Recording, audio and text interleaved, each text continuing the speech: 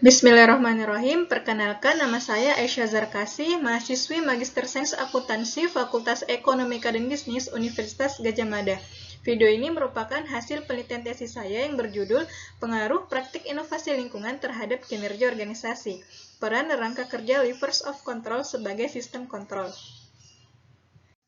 Adapun latar belakang dari penelitian ini yaitu meningkatnya kegiatan ekonomi juga diikuti dengan meningkatnya masalah lingkungan karena aktivitas industri dapat mengakibatkan pencemaran udara, air, dan tanah. Estimasi Greenpeace menyebutkan bahwa 90% plastik yang diproduksi industri tidak pernah didaur ulang sehingga diperkirakan pada tahun 2050 akan ada 12 miliar ton sampah plastik mencemari lingkungan di Asia Tenggara.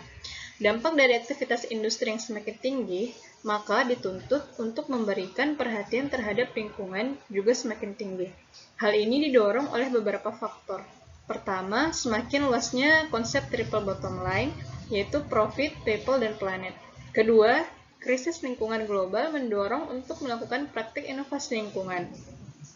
Praktik inovasi lingkungan merupakan proses teknik, sistem, dan produk baru yang dimodifikasi untuk menggantikan praktik-praktik energi yang tidak efisien dan boros dengan strategi yang lebih bersih, efisien, dan konservasi. Nah, praktik inovasi lingkungan berpengaruh terhadap kinerja perusahaan. Sehingga perusahaan ini didorong menerapkan praktik inovasi lingkungan sebagai kemampuan kompetitifnya untuk mencapai kinerja organisasi secara maksimal.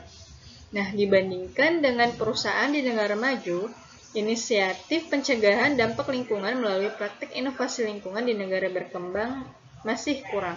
Nah, WHO menyatakan bahwa 90% kematian akibat polusi terjadi di negara yang berpenghasilan rendah, terutama di Asia dan Afrika. Kondisi tersebut dikarenakan semakin meningkatnya aktivitas industri di negara berkembang juga memberikan dampak negatif pada kerusakan lingkungan. Oleh karena itu, perlu adanya tinjauan terkait praktik inovasi lingkungan dalam konteks negara berkembang seperti Indonesia. Selanjutnya, rumusan masalah.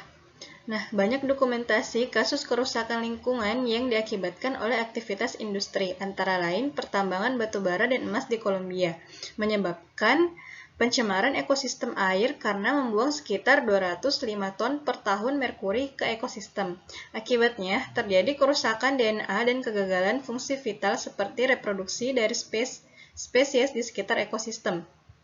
Hal ini mengindikasikan bahwa rendahnya kesadaran perusahaan melakukan inovasi yang berorientasi pada ekologi yang dikenal sebagai praktik inovasi lingkungan. Agar strategi inovasi lingkungan dapat diimplementasikan dengan baik melalui praktik inovasi lingkungan, maka dibutuhkan sistem pengendalian manajemen atau SPM yang spesifik terkait dengan aktivitas lingkungan adalah kontrol lingkungan atau eco-control. Malmi dan Brown 2008 mengungkapkan bahwa dalam sebuah perusahaan, SPM harus terintegrasi dalam sebuah paket kontrol. Salah satunya adalah rangka kerja Levers of Control, LOC yang diperkenalkan oleh Simmons 1991. LOC sebagai kontrol lingkungan merupakan prosedur dan sistem formal yang menggunakan informasi keuangan dan ekologis untuk memelihara atau mengubah pola perilaku dalam aktivitas lingkungan. Indikator tersebut dikategorikan dalam 4 tuas LOC, yaitu sistem keyakinan, sistem batas, sistem kontrol diagnostik, dan sistem kontrol interaktif. Penelitian ini bertujuan untuk mengetahui bagaimana sistem kontrol berperan sebagai anteseden dan konsekuensi dari praktik inovasi lingkungan, serta pengaruh praktik inovasi lingkungan terhadap kinerja organisasi. Penelitian Gomez-Conde et al. 2019 melakukan penelitian dengan mengadopsi 2 tuas LOC, yaitu sistem kontrol interaktif dan sistem kontrol diagnostik. Namun, mengingat penelitian ini hanya mengadopsi 2 elemen LOC, maka hal ini tidak memberikan pemahaman sepenuhnya bagaimana LOC sebagai sebuah paket kontrol yang terintegrasi dalam konteks praktik inovasi lingkungan. Maka penelitian ini akan menambahkan 2 sistem kontrol LOC yang belum digunakan dalam penelitian sebelumnya, yaitu sistem kontrol diagnostik dan sistem batas dengan menggunakan model dari Gomez-Conde et al. 2019. Kemudian penelitian ini mengambil objek hotel di daerah istimewa Yogyakarta. Selanjutnya, model penelitian ini dapat dilihat pada gambar berikut. Nah, landasan teori dalam penelitian ini menggunakan dua teori, yaitu teori pemangku kepentingan atau stakeholder theory dan teori resource based view atau RBV. Nah, adapun hipotesis satu yang dirumuskan yaitu sistem kontrol interaktif berpengaruh positif terhadap praktik inovasi lingkungan yang dijelaskan oleh teori pemangku kepentingan. Selanjutnya, hipotesis 2 dirumuskan bahwa sistem keyakinan berpengaruh positif terhadap praktik inovasi lingkungan yang dijelaskan oleh teori pemangku kepentingan. Selanjutnya, hipotesis 3 dirumuskan bahwa praktik inovasi lingkungan berpengaruh positif terhadap kinerja organisasi yang dijelaskan oleh teori pemangku kepentingan. Kemudian, untuk hipotesis 4, sistem kontrol diagnostik memperkuat hubungan antara praktik inovasi lingkungan dengan kinerja organisasi yang dijelaskan dengan teori RBV. Kemudian untuk hipotesis 5, sistem batas memperkuat hubungan antara praktik inovasi lingkungan dengan kinerja organisasi yang dijelaskan dengan teori resource based view atau RBV. Selanjutnya, metode penelitian. Yang pertama, desain penelitian. Desain penelitian ini yaitu merupakan studi pengujian hipotesis yang menjelaskan fenomena hubungan antara variabel yang bersifat kausal. Pendekatan penelitian yaitu kuantitatif dengan metode pengumpulan data survei. Adapun populasi dan sampel pada penelitian ini yaitu populasi penelitian ini merupakan industri perhotelan yang ada di DIY. Menggunakan teknik pengumpulan sampel dengan purposive sampling dengan snowball sampling. Adapun kriteria sampel yaitu perhotelan yang telah menerima sertifikat Green Hotel atau perhotelan yang setidaknya memiliki satu kriteria sesuai dengan pedoman standar Green Hotel. Selanjutnya, teknik pengumpulan data menggunakan survei kuesioner dikirim kepada responden melalui secara langsung dengan online, yaitu melalui email dan Google Form. Adapun responden penelitian ini yaitu manajer operasional atau asisten manajer. Selanjutnya, teknik analisis data yaitu menggunakan Structural Equation Modeling atau SEM dengan alat analisis WARP-PS versi 7.0. Kemudian melakukan pemenuhan asumsi yaitu missing value dan outliers. Kemudian melakukan model pengukuran atau outer models yaitu validitas dan reliabilitas. Kemudian melakukan model struktural atau inner model untuk uji hipotesis. Kemudian hasil penelitian dan pembahasan. Penyebaran kuesioner dilakukan dari tanggal 4 Januari hingga 30 Januari 2021 dengan jumlah responden yang berpartisipasi sebanyak 33 responden. Besaran sampel sudah memenuhi aturan untuk analisis SEM yang disarankan oleh Hare et al. 2013. Kemudian dilihat pada tabel profil responden yang di-highlight merupakan jumlah terbanyak dari profil responden berdasarkan jenis kelamin, usia, lama bekerja, dan jabatan. Selanjutnya, kriteria responden. Berdasarkan tabel diketahui bahwa kriteria responden yang telah memiliki sertifikat Green Hotel sebanyak 11 hotel atau 33,3%, sedangkan yang tidak memiliki sertifikat Green Hotel sebanyak 22 hotel atau 66,7%. Kemudian yang di-highlight merupakan kegiatan ramah lingkungan yang paling banyak dilakukan di perhotelan berdasarkan kriteria kedua. Selanjutnya, tabel karakteristik dan data penelitian menunjukkan bahwa rata-rata responden untuk setiap konstruk SKI, SKY, SKD, SBT, PIL, dan KO di atas 4,0. Artinya, rata-rata responden menjawab setuju. Hal ini berarti perhotelan telah melakukan sistem kontrol LOC, menerapkan konsep ramah lingkungan melalui praktik inovasi lingkungan, dan peningkatan kinerja organisasi, baik kinerja lingkungan maupun operasional. Kemudian analisis missing value. Terdapat dua missing value pada responden kedua yaitu di indikator SBT1 dan SBT2. Responden tersebut masih memenuhi syarat dan dipertahankan. Selanjutnya, analisis model pengukuran atau outer model. Yang pertama, analisis uji validitas konstruk.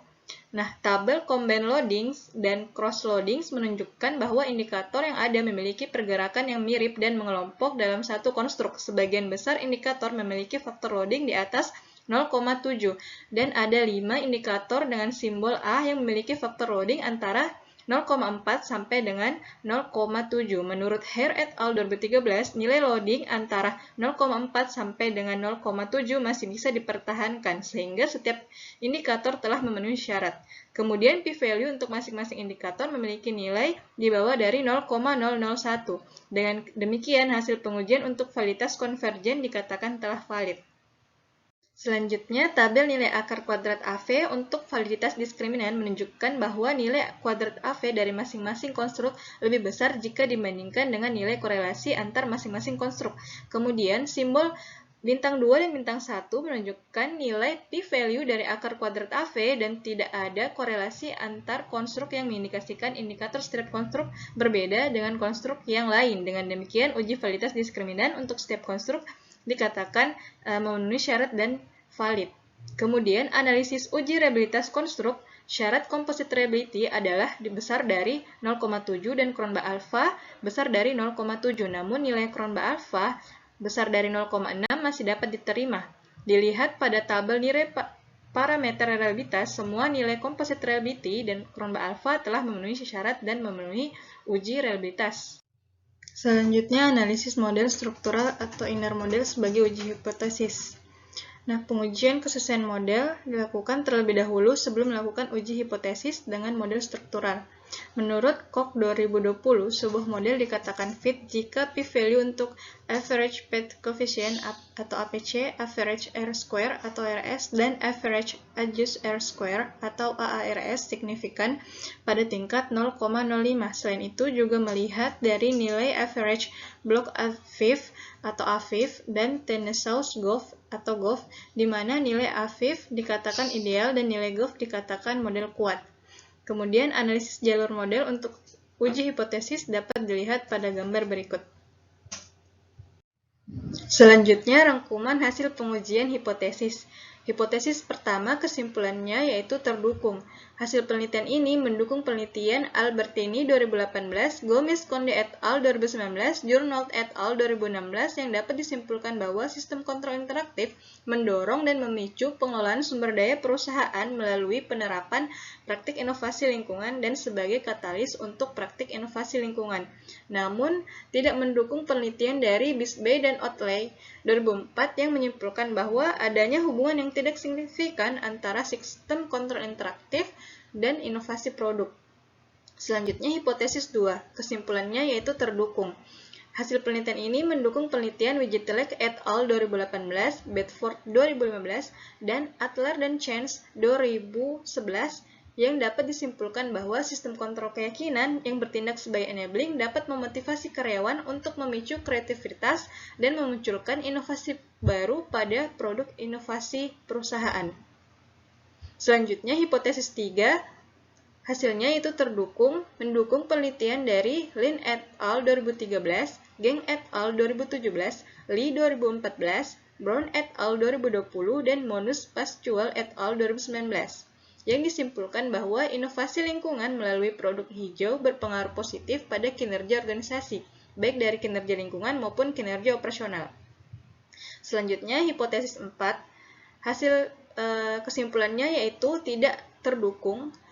Hasil penelitian ini tidak mendukung penelitian dari Gomez Conde et al. 2019 dan Arash-Shillich dan Smith 2013 yang disimpulkan bahwa penerapan praktik inovasi lingkungan memiliki pengaruh positif pada kinerja operasional dan diperkuat dengan penggunaan sistem kontrol diagnostik sebagai moderasi. Namun, mendukung penelitian dari Henry 2006 dan Wigitelek et al. 2018 yang menyatakan bahwa penggunaan sistem kontrol diagnostik cenderung berpengaruh negatif sebagai moderator pada strategi inovasi terhadap kinerja organisasi. Beberapa alasannya karena moderasi pertama, yaitu kontrol diagnostik yang diterapkan merupakan mekanisme kontrol tradisional yang dapat menghambat inovasi. Kedua, hasil penelitian ini tidak mendukung penelitian dari Arash-Shillich dan Smith 2013 karena sistem kontrol diagnostik sebagai moderasi digunakan pada strategi kepemimpinan biaya, sedangkan dalam penelitian ini yaitu perhotelan tidak mengadopsi strategi tersebut. Selanjutnya, hipotesis 5. Hasil kesimpulan dari penelitian ini yaitu tidak terdukung. Hal ini tidak mendukung dari penelitian Bedford 2015 dan Melnick 2003 yang disimpulkan bahwa sistem kontrol batas memiliki hubungan positif dengan kinerja untuk perusahaan inovasi yang melakukan eksploitasi dan berdampak pada peningkatan kinerja operasional. Hasil yang tidak signifikan ini dapat dijelaskan karena sistem batas sebagai sistem pengendalian tradisional digunakan untuk membatasi peluang baru secara ketat dengan mengendalikan perilaku karyawan terkait tindakan yang harus dihindari. Selanjutnya, simpulan. Tujuan dari penelitian ini yaitu untuk mengetahui bagaimana sistem kontrol berperan sebagai anteseden dan konsekuensi dari praktik inovasi lingkungan, serta pengaruh praktik inovasi lingkungan terhadap kinerja organisasi. Nah, sistem kontrol interaktif dan sistem keyakinan berpengaruh positif terhadap praktik inovasi lingkungan. Kemudian, dari praktik inovasi lingkungan tersebut berpengaruh positif terhadap kinerja organisasi. Namun, penelitian ini tidak memberikan bukti bahwa sistem kontrol diagnostik dan sistem batas memperkuat hubungan antara praktik inovasi lingkungan dan kinerja organisasi. Adapun keterbatasan dalam penelitian ini yaitu ukuran sampel penelitian yang kecil yang dapat mempengaruhi statistical power-nya. Kemudian, generalisasi hasil penelitian ini hanya terbatas pada industri perhotelan di DIY, sehingga generalisasi hasil pada konteks industri lain perlu kehati-hatian. Kemudian, penelitian ini merupakan penelitian cross-sectional sehingga mengabaikan pengukuran kinerja keuangan dan kinerja sosial yang tidak dapat diukur secara langsung.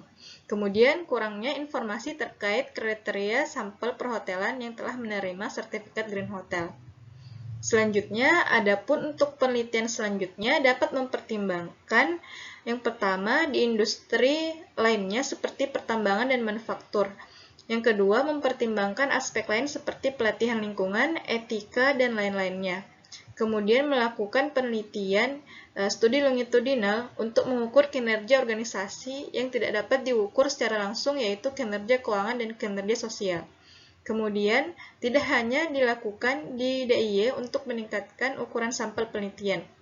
Selanjutnya, dapat mempertimbangkan implementasi CHSE karena tidak hanya mempertimbangkan isu keberlanjutan saja, namun juga mempertimbangkan dari aspek lain, seperti kebersihan, kesehatan, dan keselamatan. Selanjutnya, implikasi.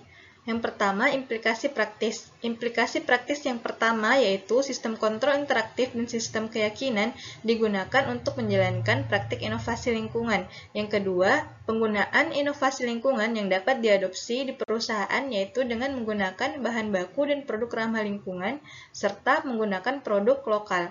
Yang ketiga, perlu diperhatikan penggunaan dari sistem kontrol diagnostik dan sistem batas di perhotelan. Selanjutnya, terkait dengan implikasi teoritis, yang pertama yaitu menjelaskan bahwa LOC itu sebagai sebuah paket kontrol. Yang kedua, menjawab panggilan penelitian dari Gomez-Conde et al. 2019. Yang ketiga, mengadopsi praktik inovasi lingkungan sebagai keunggulan kompetitif perusahaan. Demikian hasil presentasi tesis saya. Atas perhatiannya, saya ucapkan terima kasih.